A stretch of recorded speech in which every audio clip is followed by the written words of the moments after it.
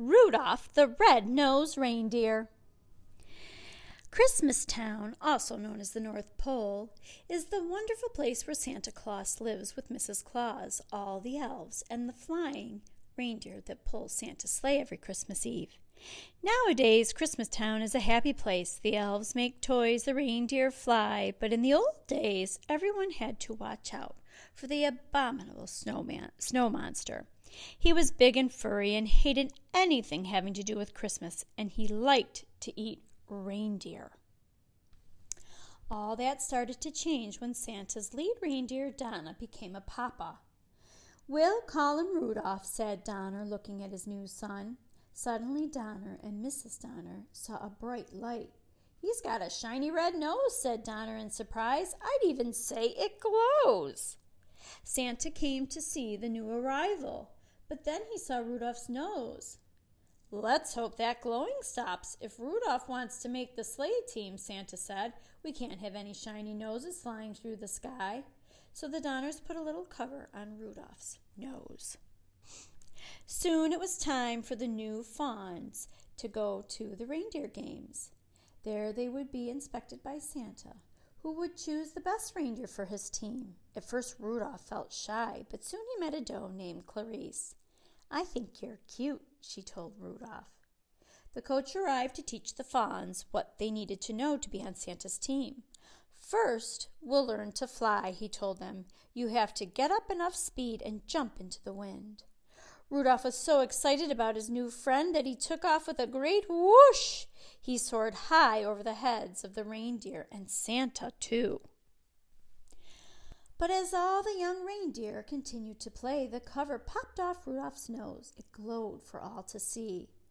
At first, the other deer were frightened, but soon they began to laugh and call poor Rudolph names. "Rudolph the Red-Nosed Reindeer," they jeered, and the coach said, "Go on home. From now on, you can't join in any reindeer games." Only Clarice didn't laugh at Rudolph. Poor Rudolph wandered off alone. Soon he met an elf who was hiding in the woods. "My name is Hermie," said the elf. "I want to be a dentist, but right now I'm just an elf who doesn't belong." "And I'm a red-nosed reindeer," sighed Rudolph. The pair decided to be friends and to run away together. They hadn't wandered far when they heard the terrible roaring of the abominable snow monster. "It's my nose," said Rudolph. "The monster sees it and is coming after us." Rudolph and Hermie were saved by Yukon Cornelius, the greatest prospector in the north. "Jump onto my sled," said Cornelius, "and we'll run like crazy." But no matter how fast they went, the monster stayed close behind. Finally, they were trapped at the water's edge. Cornelius chopped the ice with his axe, and the friends floated safely away. They floated all night and landed on a strange island where they were greeted by a puppet that sprang from a box. "I'm the official sentry of the Island of Misfit Toys," said the puppet. "My name is Charlie, and that's why I'm a misfit toy. No child wants to play with a Charlie in the box." "We want to travel with Santa Claus in his magic sleigh," said a misfit doll. "Otherwise, we'll miss all the fun with the boys and girls when Christmas Day arrives." The friends met an elephant with polka dots, a choo-choo train with square wheels, a water pistol that shot jelly, a bird that swam, a cowboy riding an ostrich, and a boat that couldn't float. "We're misfits too," said Rudolph. "Maybe we could stay here with you." But the king of the island wouldn't let them stay for only one night. "This island is for toys alone," he said. "A living creature cannot hide here, but you can help us. When you return to Christmastown, tell Santa about those homeless toys. I'm sure he can find girls and boys who would be happy with them. A toy is never happy till it's loved by a child." That night, while Hermie and Cornelius slept, Rudolph lay awake.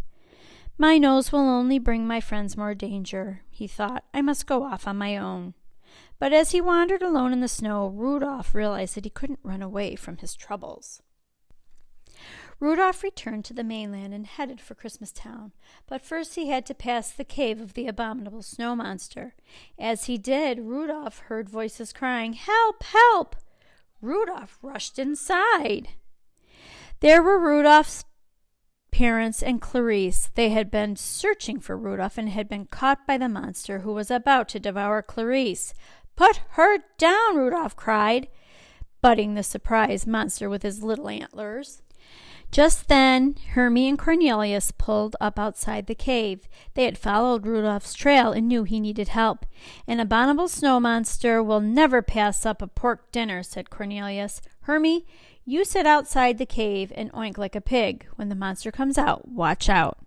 Hermie approached the mouth of the cave. "Oink, oink," he called. The monster dropped Clarice and rushed outside.